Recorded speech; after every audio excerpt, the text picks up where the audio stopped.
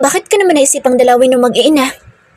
Tanong ni Mama sa akin. Nandito na kami sa sala. Kaalis lang ng mga bisita namin.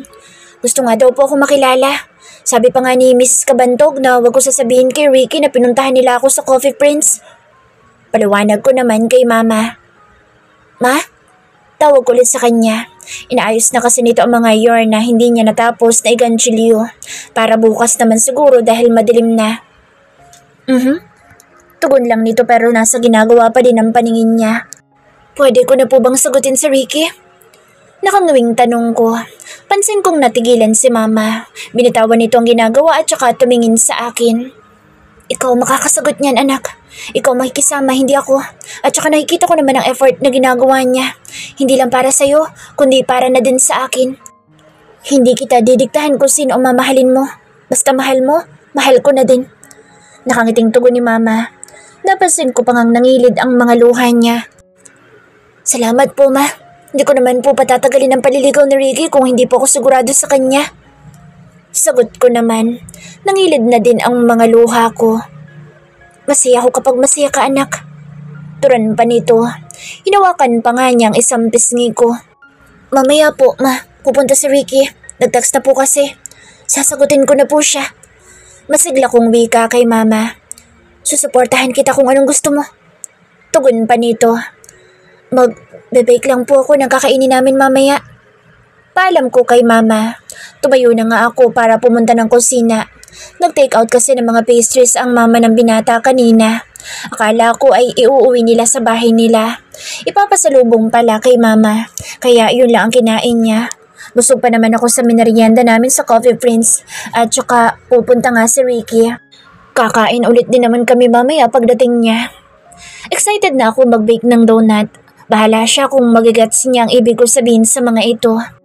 Ang makilala ko lang naman ng mama niya, ang hinihiling ko, saka ko siya sasagutin. Kaso hindi lang mama niya ang nakilala ko, pati kapatid niyang babae at hipag. Kaya ito nang hinihintay kong sign para sagutin ko ang binata ng matamis na oo. Walang pagsidlan ang kasiyahan ko pag uwi ko ng kondo. Pati mga gwardiya ng building ay binabati ko. Pagkarating ko naman sa loob ng kondo ko, tinawagan ko muna sila Mama. Sinabi ko nga magandang balitang sinagot na ako ni Marian. Natuwa naman sila. Tinanong pa nila kung kailan ko pwedeng isama ang dalaga sa bahay namin.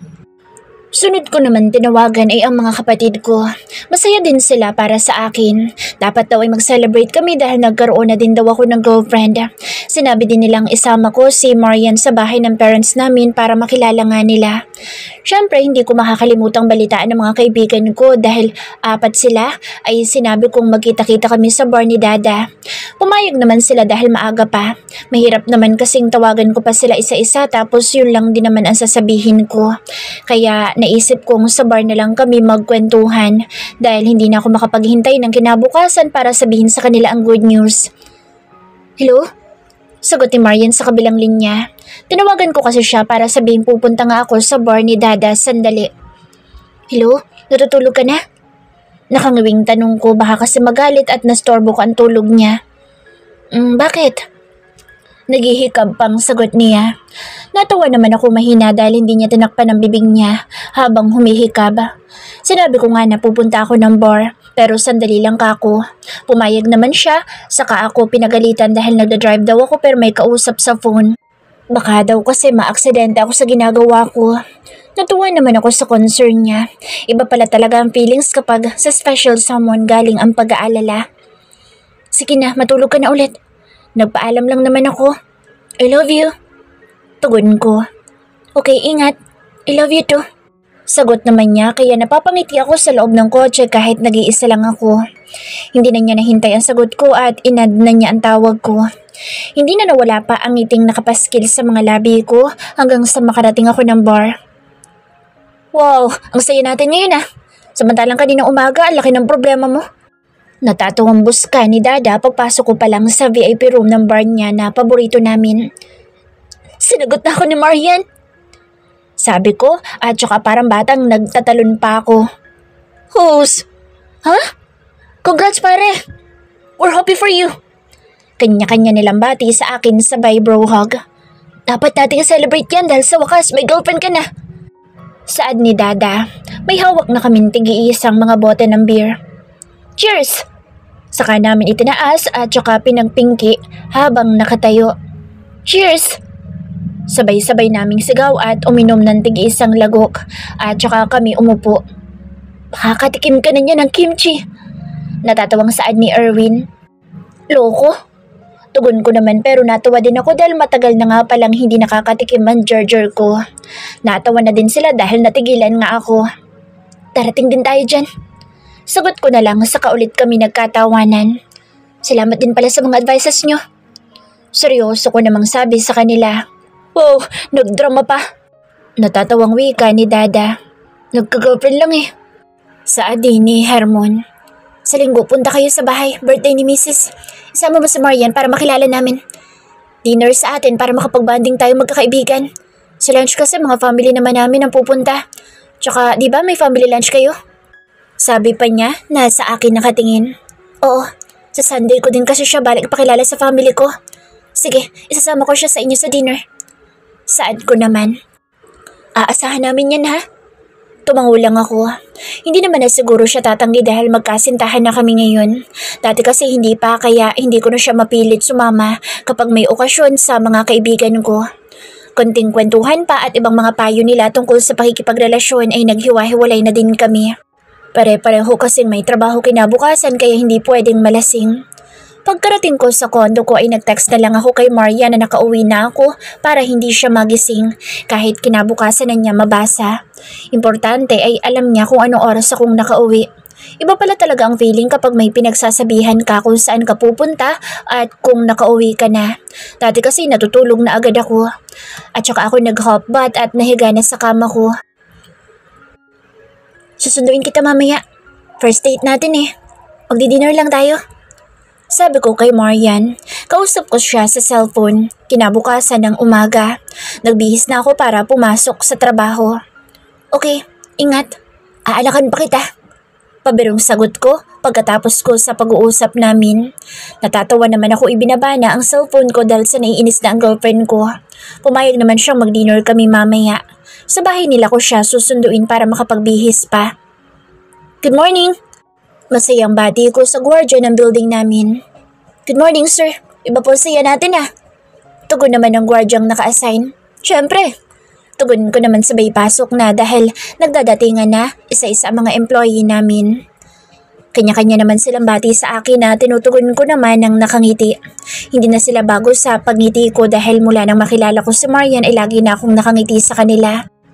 Dati kasi ako seryoso, para ka ako matakot sila pero naisip kong hindi lang pala tapang ang dapat mong ipakita sa mga tauhan nyo para igalang ka. Dapat ding irespeto mo sila at intindihin ang mga saloobin. Pati si Jane ay napansin ang ibang saya ko ngayong araw.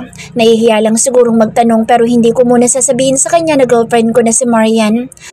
Hahayaan ko munang kami lang ang makaalam kahit mapagkakatiwalaan ko naman siya. Ganado din kasi ako magtrabaho. Siyempre may inspiration na tsaka may paglalaanan ka na ng mga pagsisikap mo. Magandang gabi po. Bati ko sa mama ni Marian sabay abot ko pa din ang bungkus ng bulaklak na pink carnation. Susunduin ko na ang dalaga para makapag-dinner kami sa labas. Ipagpapaalam ko lang po sana si Marian kung pwede kami mag-dinner sa labas. Kinakabahan tanong ko, baka kasi hindi siya payagan dahil walang kasama ang ginang dito sa bahay. Si Marian ay nasa kwarto pa daw at nagbibihis. Okay lang, sinabi na ni Marian kanina. Kaya pumayag na ako.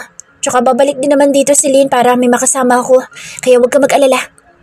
Nakangiting sagot ng ginang kaya ngumiti na din ako. Salamat po, kakain lang po kami tapos uuwi na din. Sabi ko pa para hindi siya mag-alala. Saka nga po pala sa linggo. Ipagpapaalam ko na din siya na isasama ko po sa bahay ng parents namin sa tanghali po para makilala siya. Sa hapunan naman po ay sa bahay ng isang kaibigan ko. Birthday po kasi na misis niya. Sinamantala ko na ang pagkakataong makapagpaalam na maaga para alam ng ginang. Hindi naman schedule niya ng check-up kaya alam kong walang ibang lakad si Marian noon. Kahit na ba nasa tamang edad na si Marian ay syempre kailangan pa din magbigay respeto sa mama niya. Tara na! Sabi ni Marian paglabas niya ng kwarto. Napatulala naman ako dahil ngayon ko lang siya nakitang nagsuot ng dress above the knee, ang haba ng kulay pink at sandals na may maliit na takong. Nasanay kasi ako sa kanyang ang suot ay baker uniform at saka pantalon at blouse. Ako naman ay nakapolong puti na long sleeve at saka trouser na navy blue at black shoes. Tara, tugon ko naman pagkatapos kong pagmasdan ng kasuotan niya. Alis na po kami. Paalam ko sa mama ni Marian. Sige, mag-iingat kayo. Baka pabalik na sila dito. Tugon naman ang ginang kaya tumalikod na kami ni Marian para makalabas ng main door. Hindi pa kami nakalalabas ng gate ay siyang dating na isang babae. Buti Lynn, naabutan mo kami. Sabi ni Marian kaya nahulaan kong ito ang babaeng nagbabantay sa magiging biyanan ko. Oo nga. Pinakain ko muna kasi yung 3 bata eh. Marian, baka pwedeng mag-cash advance ako. Papuputulan kasi kami ng kuryente. Nakangawing sabi nito sa girlfriend ko. Kinuha ko naman agad ang wallet ko at kumuha ko ng pera. Kakasya na ba to? Tanong ko sa babaeng kaharap namin sabay abot ng 3,000. Ricky! Pigil naman ni Marian sa akin. Kukuha na din dapat siya ng pera sa bag niya. Okay lang para makaalis na tayo at makabalik agad. Tugon ko pa. Pilit ko namang inaabot sa ginang yung pera. Ayaw namang abutin. Tumingin pa ito kay Marian. Sige na Lynn, papalitan ko na lang sa kanya mamaya. Boyfriend ko nga pala si Ricky. Sabi ni Marian kaya lang kinuha sa akin yung pera. Natuwa naman ako dahil pinakilala na niya akong boyfriend. Sa employee lang ng Coffee Prince ayaw niyang pasabi. Ikaw nang bahala kay mama. Bilin pa ng dalaga. Sige Marian, salamat nga pala. Tugon pa nito at isinara na niya ang gate. Kami naman ay sumakay na sa sasakyan ko. Ito yung ipinahiram mo kay Lynn. Inabot ni Marian sa akin yung perang nakatiklop. Nagda-drive na ako papuntang restaurant na kakainan namin. Sa'yo na, yaan mo na. Tugon ko naman, sa kalsada pa din ang tingin ko. Ricky, sa'yo to. Ayokong binibigyan mo ako ng pera o kahit na ano, como boyfriend na kita. Nakasimangot niyang sagot. Nakahinto kasi kami kaya nakatingin na ako sa kanya. Huminga muna ako ng malalim at saka ako kinuha yung pera at ibinulsa sa pantalon ko. Sorry. Tugon ko na lang. Gusto ko lang kasi makatulong. Alam ko naman kasing dadagdagan mo yung upa mo kay Lynn dahil nag-date tayo. Malungkot kong sagot. Inihilig niya ang ulo niya sa balikat ko at saka ikinawit ang 2 braso niya sa kanang braso ko. Kunti lang naman idadagdag ko. Kaya ko pa. Malambing niyang sagot na parang nanunuyo. Hindi ko alam kung ano ang sasabihin ko dahil nadidistract ako sa dibdib niyang nakadikit sa braso ko. Ramdam kong gumalaw ang gerger ko sa loob ng trouser kong suot. Panay naman buntong hininga ko hanggang sa makarating kami sa restaurant. Hindi na kasi siya umalis sa pagkakahilig sa balikat ko habang nagda-drive ako. Sorry na ha. Hingin pa umanhin pa niya pagkaalis ng waiter na kumuha ng order namin. Galit ka ba? Tahimik mo kasi. Malungkot naman niyang tanong. Hindi ako galit. Tugon ko. Hindi ko naman masabi sa kanyang iba ang nagagalit ngayon. Sorry din kung na-offend kita. Gusto ko lang talagang makatulong. Tapos sa Sunday pinagpaalam na kita kay tita. Lunch sa bahay namin para ma-meet mo ang family ko. Tapos dinner naman kila Hermon. Birthday ng asawa niya. Gusto ko din nilang makilala. Eh di sila na naman magbabantay kay tita. Sabi ko sa kanya. Ibig sabihin kasi noon ay uupahan niya pa ulit sila ng panibago dahil hindi naman kasama sa upa nito ang pagbabantay ngayon at sa linggo. Bakit? Pumayag na ba ako sumama sa'yo sa linggo? Pabiro niyan sagot. Sumimangot naman ako kaya natuwa siyang mahina. Cute mo lang. Bumungis-gis naman siya. Joke lang. Sagot niya kaya napangiti na ako. Hindi na kami nakapag-usap dahil dinala na ang order namin. Tahimik na kaming kumain. Salamat. Kape ka muna o uuwi ka na? Natatawang sabi ni Marian. Nandito na kami ngayon sa tapat ng bahay nila pero nasa loob pa kami ng sasakyan. Kadarating lang namin galing dinner. Pwede bang makikape? Biro ko ding tanong.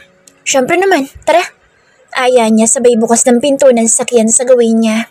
Naiiling na lang akong bumaba na din. Hindi na niya kasi nahintay na ipagbukas ko siya ng pinto. Malis na si Lynn? Tanong ko. Delikado yung pangkawit ng lock ng gate. Pwede yung mabuksan. Baling ko sa kanya. Nakita ko kasing may inabot lang siya sa taas ng gate. Nakakawit lang pala ng alambre. Malis na. Ganyan talaga kapag umuwi na siya. Para kapag dumating ako, makakapasok ako agad. Tugon naman niya. Safe yan. Natatawang sagot niya. Napapakamot na lang ako sa ulo kong pinagmamasdan ng mabuti ang kawit ng gate. Para talaga kasing hindi safe. Saka lang niya inilak nung nakapasok na kami sa bakuran. Tulog ng mama mo? Bulong ko. Maliit lang kasi ang bahay. Nakakahiyang maglakas ako ng boses. Oo, kanina pa. Itinak sa akin ni Lynn. Tugon naman niyang pabulong din. Ricky! Gigil niyang tawag sa pangalan ko. Niyakap ko kasi siya mula sa likod. Nagiinit na siya ng tubig. Pagkasaksak ng electric kettle ay pinaharap ko siya sa akin at saka ako nilamukos ng halik ang mga labi niyang mapupula. Impit siyang napaungol. Gayahin mong ginagawa ko. Bulong ko sa kanya. Hindi pa kasi siya marunong humali kaya hindi gumagalaw ang mga labi niya. Ginaya nga niya ang galaw ng mga labi ko kaya natutunan niya ang tamang ritmo. Napapaungol na din siya sa loob ng bibig namin.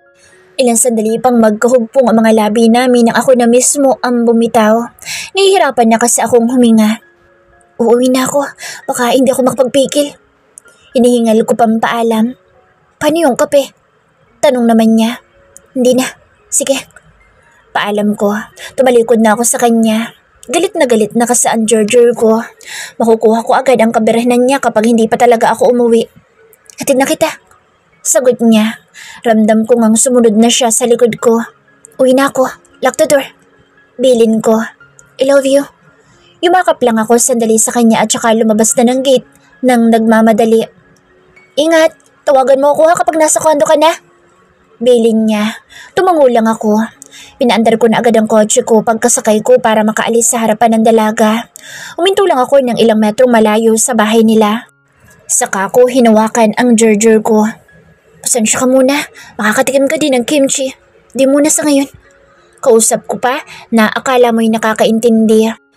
Hinintay ko muna itong kumalma kaya binuhay ko ulit ang makina ng sakyan at saka bumiyahe pa uwing kondo ko. Kinakabahan din ako sa ginawang panghalik ni Ricky dahil nga first kong mahalikan ay hindi pa ako marunong. Bakit siya marunong ay alam kong ako din naman ang first girlfriend niya. Baka naman mga babae lumalapit sa kanya dahil sa yaman niya. Saka ko na siya tatanungin sa bagay na iyon. Mabuti na lang at siya na mismo ang himuwalay sa aming paghahalikan. Ganoon palang feeling. Manamis ang lasa at parang ramdam ko pa mga labi niya sa labi ko. Nakahinga ako ng maluwag nang makaalis na siya. Hindi nga ako masyadong nakatulog ng gabing iyon dahil sa paghahalikan namin. Hanggang sa pagpasok ko sa Coffee Prince ay iniisip ko ba din ang nangyari sa amin ni Ricky sa kusina namin. Hindi ko akalaing magagawa ko ang bagay na iyon doon mismo sa bahay pa namin. Kaya ramdam ko ang pag-iinit ng mga pisngi ko kapag naalala ko dahil nakakahiya kay Mama. Miss Marian! Napaiktad ako dahil may tumawag sa akin na isang waiter. Sa lalim pala ng iniisip ko ay hindi ko na malayang may tumatawag na pala sa akin. Busy kasi ako maglagay ng icing sa cake tapos hindi rin mawala sa isip ko ang ginawang paghalik ni Ricky sa akin kagabi. Bakit?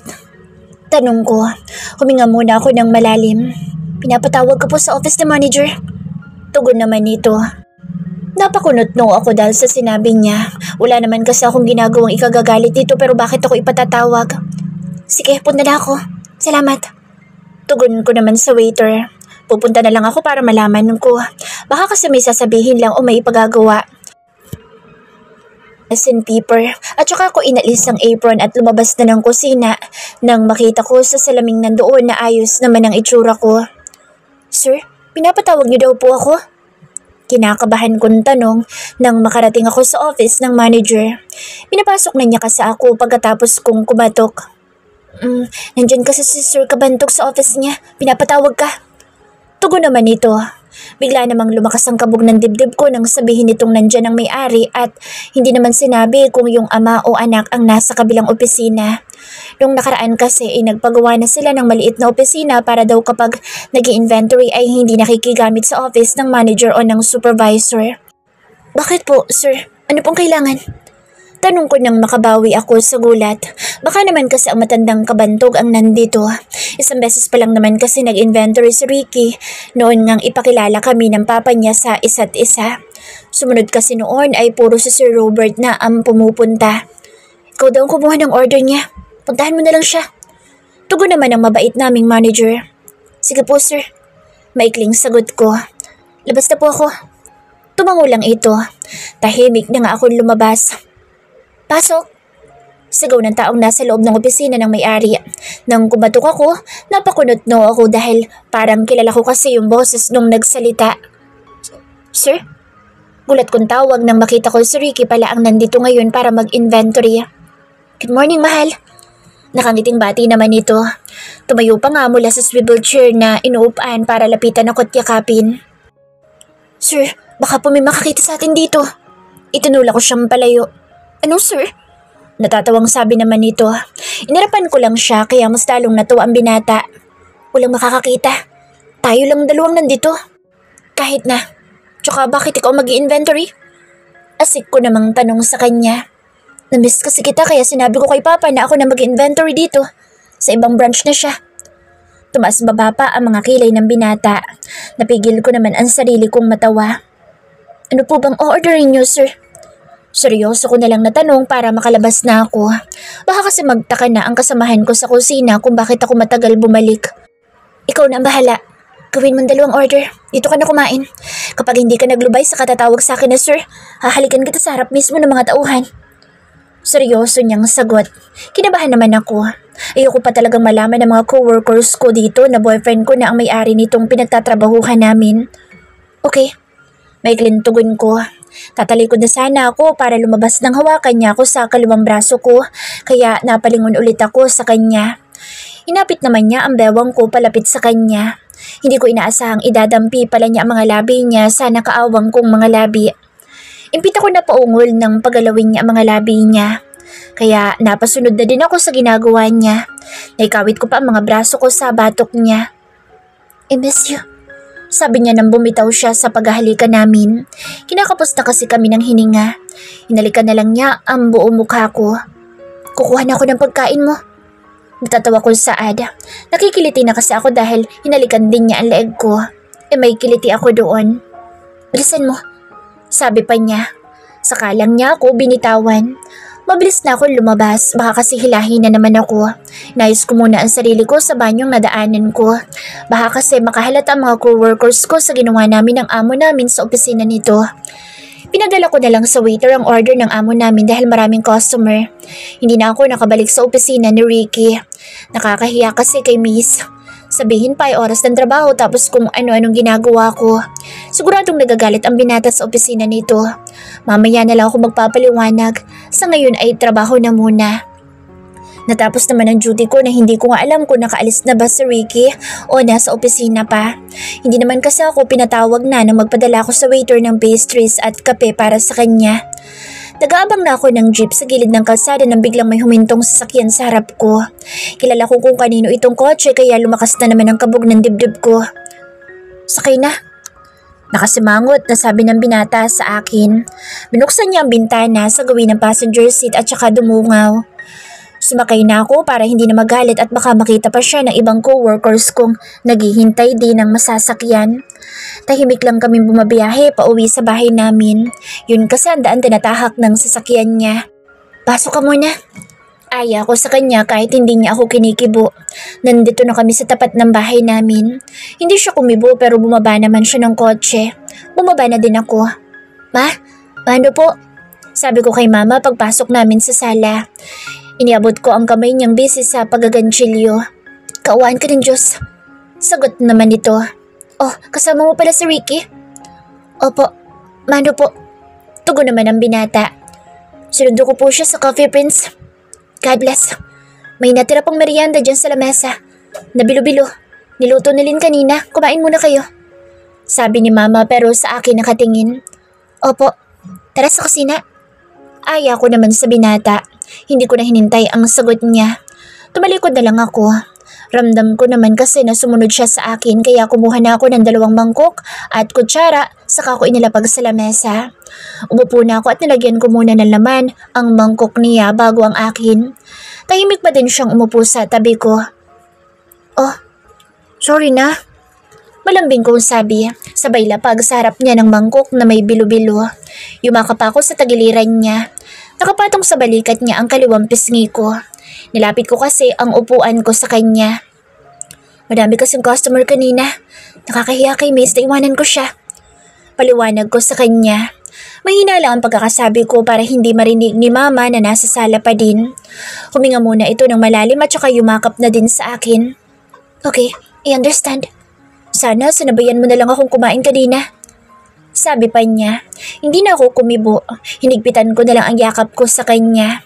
Baka hindi lang kain ang gawin namin sa opisina niya kung pumayag ako. Baka iba na ang kainin niya. Tinanggal niya ang mga braso niya sa pagkakayakap sa akin para lamukusin pala ang mga labi ko. Gumanti na din ako ng halik. Nakukulong na sa bibig namin ang aming mga ungol. Kailangan namin iparamdam ang nararamdaman naming pagmamahal sa isa't isa. Ako na ang kumalas dahil pinangangapusan na ako ng hininga. Sorry ha, malambing ko sabi. Habol ko pa nga ang aking hininga. You're forgiven. Malambing din niyang sagot. Niyakap ulit ako at saka hinalikan sa sentido ko. Kumain na kami nang bitawan niya ako. Hindi naman siya nagtagal at nagpaalam ding uuwi. May usapan daw kasi silang magkakaibigan na magkikita sa bar ni Dada. Alam ko naman na sa pangalan ng mga kaibigan niya pero hindi pa sa personal. Sa linggo ko pa nga lang sila makikilala dahil birthday daw ng asawa ni Hermon. Excited naman ako na kinakabahan. Siyempre mayaman din kasi mga kaibigan niya at saka paano kung matapobre ang mga ito. Hindi ko naman siya pagbabawalan kung makikipagbanding siya sa mga kaibigan o pupunta sa bar. May tiwala naman ako sa kanya. Naintindihan ko naman ang trabaho ni Marian sa Coffee Prince. Akala ko lang ay magkakaroon kami ng bebe time kaya ako na ang nag-inventory. Natapat pang maraming customer kaya hindi kami nagkaroon ng pagkakataong masolo ang isa't isa sa loob ng opisina namin sa Coffee Prince. Tampu-tampuhan ko lang naman iyon. Alam kong pagod siya kaya hinintay ko na siyang matapos ang duty niya para maihatid ko sa kanila. Bumawi naman siya pag-uwi sa bahay nila dahil nilambing niya ako. Nakakatuwa lang ang mga bagong experience namin sa pakikipagrelasyon.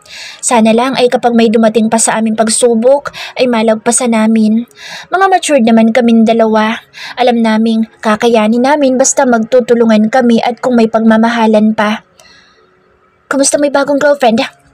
Natatawang tanong ni Dada sa akin pagkarating ko sa dati naming pwesto sa bar niya. Sabay abot ng bote ng beer na bukas na may nakaipit na tissue. Ayos naman. Nakangiti ko namang tugon. Dito na ako dumiretso pagkaalis ko sa bahay nila Marian. Hindi na sana ako pupunta dito kaya lang naiba na naman ang pakiramdam ng katawan ko nung hinalikan ko si Marian. Alam kong bibigay siya kung hindi ako huminto. Nakakahiya lang sa mama niya na nasa sala. Kaya dali-dali ako nagpaalam na uuwi na. Sinabi ko namang mga kaibigan ko ang kasama ko. Sa totoo lang ay hindi pa kalmado ang charger ko. Baka magwala kapag nakainom na ako ng beer. Hindi pa nakatikim ng kimchi? Malungkot eh. Bus ka pa ni Erwin kaya napuno ng tawanan ang silid na kinaroroonan namin. Basta, isama mo si Marian sa linggo para makilala namin. Saad naman ni Hermon. Oo, sigurado na. Pumayag na siya. Matamis ang hiting sagot ko. Natuwa naman sila sa sinabi ko. Hindi naman kami nagtagal sa bar ni Dada. Pagkaubos ng 2 bote ng beer ay umuwi na kami.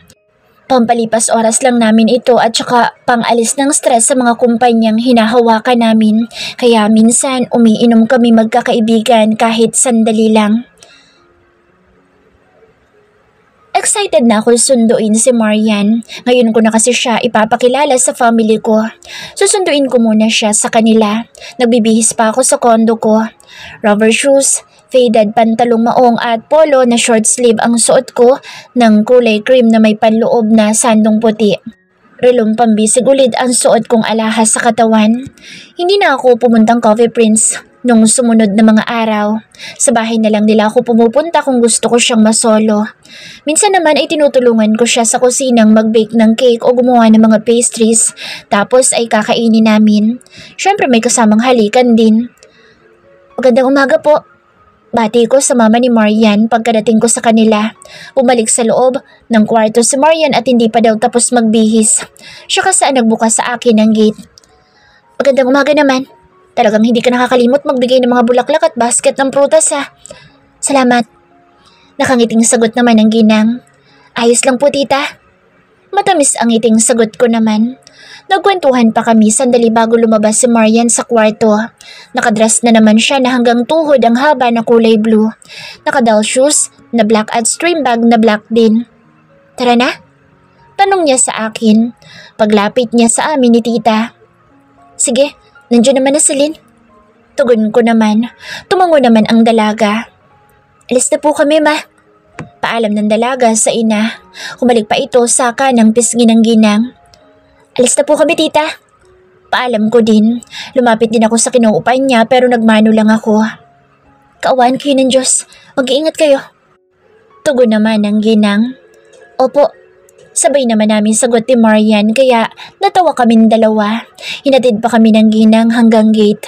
Si Lynn ang nagtutulak sa wheelchair niya. Marami pang ang bumati sa ginang na mga dumadaan. Kinakawayan naman niya. Nervous? Natatawang tanong ko. Narinig ko kasing humugot ng malalim na hininga ang katabi ko. Nagdadrive na kasi ako sa kahabaan ng EDSA. Inagahan ko talaga ang sundo kay Marian dahil malayo ang bahay namin sa Las Piñas. Medyo. Natatawang sagot ng dalaga. Natawa na lang din ako. Relax. Hinawakan ko naman ang kamay niyang nasa kandungan niya at saka ko pinisil, pampalakas ng loob sa kanya. Kilala mo na din naman na si Papa. Mabait ang mga iyon. Dagdag ko pa. Tumangutangulang ang dalaga.